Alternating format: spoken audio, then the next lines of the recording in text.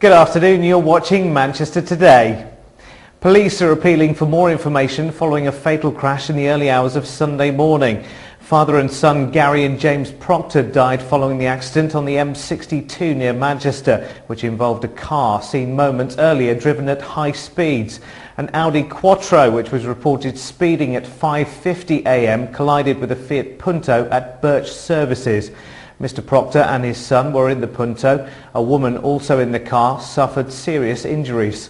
The M62 was shut towards Manchester between junctions 19 and 18 until 4:15 on Sunday afternoon. A 31-year-old man has been arrested over the crash. Police said he was being held on suspicion of dangerous driving and driving with excess alcohol and remains in police custody for questioning. The 44-year-old woman who was injured in the Punto suffered broken ribs and a broken arm and is in a serious but stable condition in hospital. The family, who'd been on their way to Manchester Airport to start a summer holiday in America. We need anyone who saw this Audi being driven, possibly at speed, along the M62 to call us straight away, police have told us. You might have information that is vital to the investigation.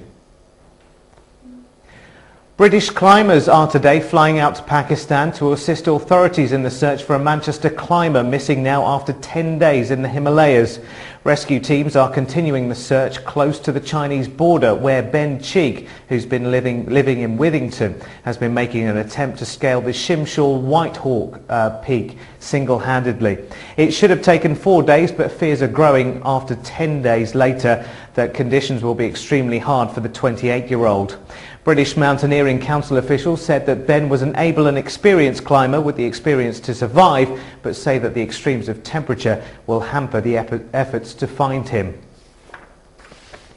A 33-year-old woman was seriously injured when the car she was driving collided with a lamppost in Bury, has died. The woman was driving along the A56 Bolton Street at about 5 a.m. on Friday morning when the Rover she was driving collided with a lamppost close to the junction with Peel Way. She was taken by ambulance to Fairfield Hospital for treatment to head and chest injuries, but died shortly before 5 p.m. the same day. Two passengers, men aged 19 and 21, were also injured in the collision. The 19-year-old suffered internal injuries, remains in a stable condition at Fairfield Hospital. The 21-year-old was taken to Rochdale Infirmary with minor injuries and has now been discharged. They're appealing for anyone who may have witnessed the collision to call the Road Policing Unit on 0161 856 3572. The soaring cost of living has led to a vote by senior health activists of Unison, the UK's largest health union, to trigger a reopener clause on a multi-year pay deal.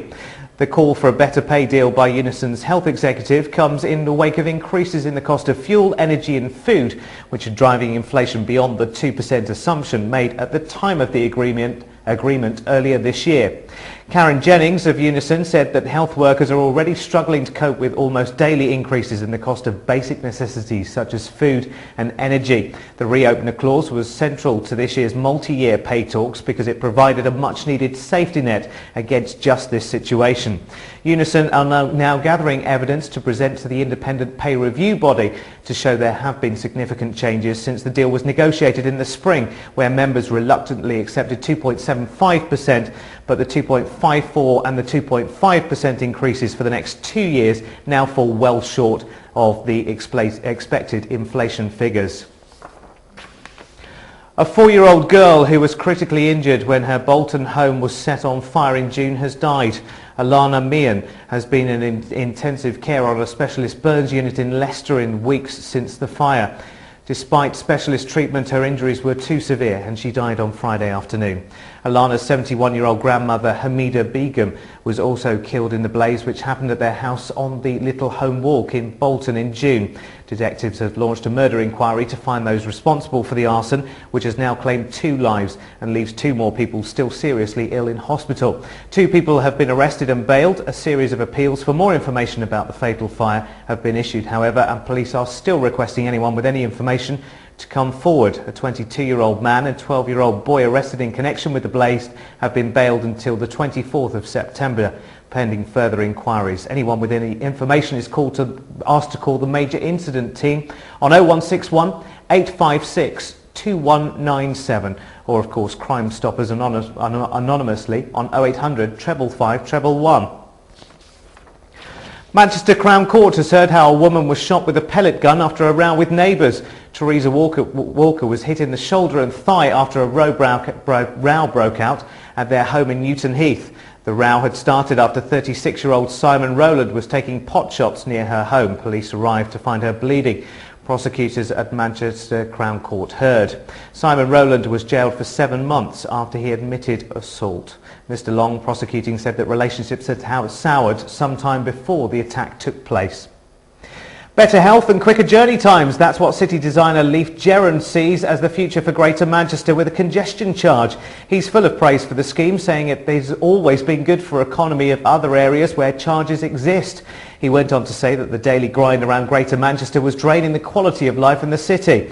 A referendum in December across Greater Manchester will decide whether to introduce a peak hour congestion charge in return for up to £3 billion for public transport. Some £1.5 billion will be a grant from the government's Transport Innovation Fund, while the rest would be a loan paid off over 30 years by the proceeds of the charge.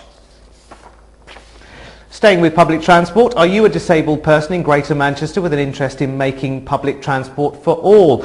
Well, we'd like to hear your views. If you'd like your views to be heard, it's not too late. Breakthrough UK are looking for you. They've been asked by GMPTE to recruit and facilitate a design reference group made up of around 10 disabled people. The group will work with designers to ensure appropriate levels of access to the new extensions to the Metrolink network. Further details and an application pack, you can find them on the website www.breakthrough-uk.com or call them on 0161 273 5412.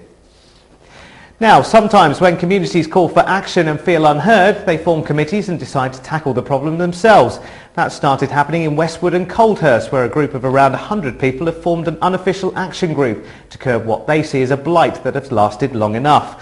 They're concerned, as they have been for years, that drug dealers and prostitutes are bringing the area down and bringing crime with them. They're worried that youngsters in the area are being tempted into a life of drugs and crime while these people hang around on the streets.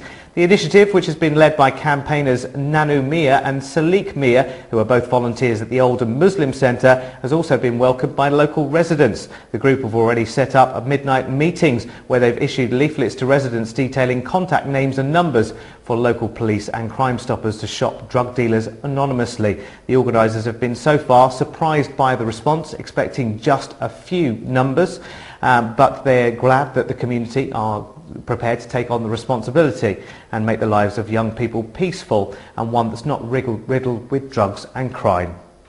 Now, don't forget, Manchester Today is always available 24 hours a day at allthews.manchestertoday.tv. You can also send your views through the website too. It'd be lovely to hear from you. Sabah Sadiq will be here tomorrow at the same time. From me, for now, goodbye.